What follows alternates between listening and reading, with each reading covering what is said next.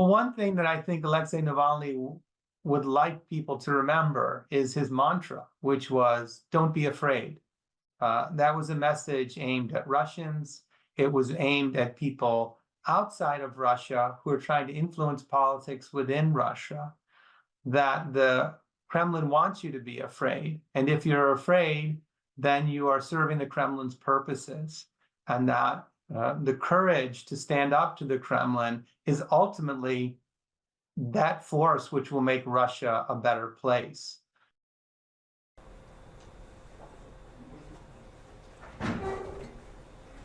Алексей Анатольевич, родившийся 4 июня 1976 года в селе Бутынь Одинцовского района Московской области, гражданин Российской Федерации, и полагает необходимо назначить Навальному для отбывания наказания заповедную колонию общего режима. В соответствии со статьей 72 Уголовного кодекса Российской Федерации, в редакции Федерального... Navalny died on February 15th, but he was killed many times before. The poisoning, using a substance that only the Russian state controls clearly points the finger at the Kremlin. The way he was treated in jail, that he was placed north of the Arctic Circle, that this was a 47-year-old man who was in good health when he returned to Russia, even after the poisoning. He should have led a longer and he should have led a much longer life. And I think responsibility clearly lies at the hands of the Kremlin.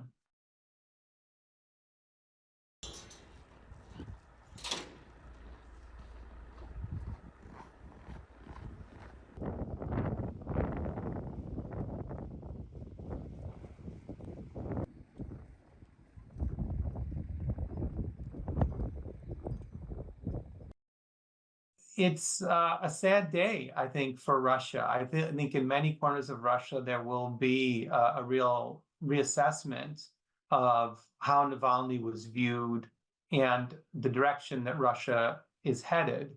At the same time, the ability of ordinary Russians to affect political change at the moment is quite limited. So I think Navalny's dream of being the Nelson Mandela, of going back to Russia, serving his time in jail, demonstrating his commitment to the cause, ended in a really tragic way for all of Russia.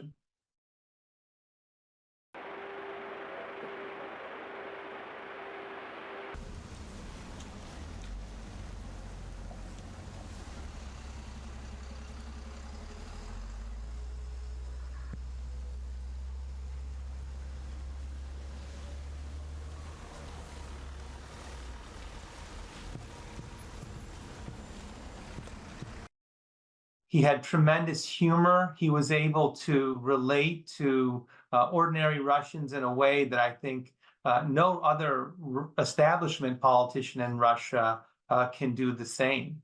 Even yesterday, he was shown in a video where he was joking with his guards, and clearly they were laughing along with him, and there was a connection. I think that kind of connection is what worried many of the Russian elite, that this is someone who was a brilliant communicator, who could affect ordinary Russians in a way that they couldn't.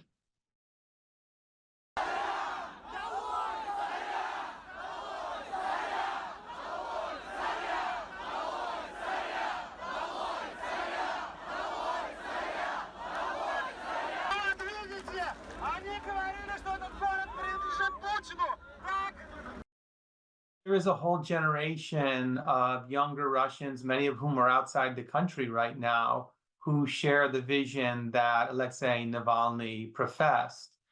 So whether any politician currently in Russia takes up Navalny's mantle, I think is rather unlikely. But the ideals that he stood for are emblematic of what many younger, urban, better educated Russians would like.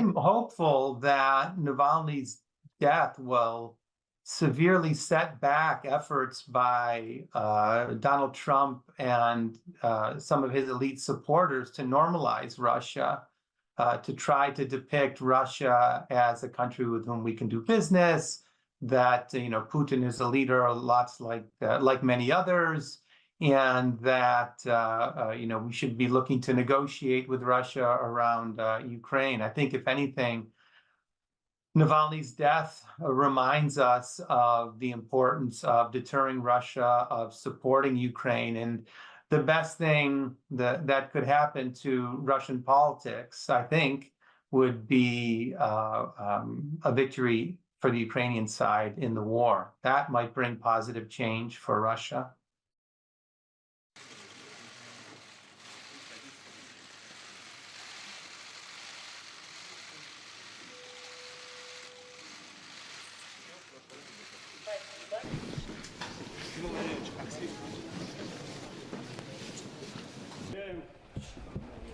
Справедливость восторжествует.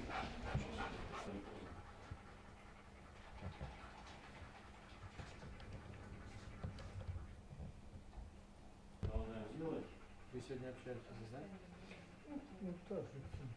Если сейчас меня можно вот так арестовать, так сказать, с моей патриотической позиции, там, в итоге вынести приговор, то что будет дальше? Так можно, извините, ко всем подряд приходить и совершенно незаконные действия производить. Надеюсь, что и с вашей поддержкой, и с поддержкой общественности, да, мы в этом деле разберемся, поэтому бодрости не теряем, оптимизма не теряем, чего и вам желаю. Главное, будьте аккуратные, но не сдаемся. Я думаю, что справедливость все-таки восторжествует в данном деле, и мы как бы увидимся на свободе в обозримой перспективе, а не через много лет. Не нарушаем установленный порядок суда. Продлить срок содержания под стражей обвиняемого Удальцова Сергея Станиславовича на 3 месяца до 4 месяцев 4 суток, то есть до 15 мая 2024 года. Удовлетворение ходатайства со стороны защиты об избрании в отношении обвиняемого меры пресечения не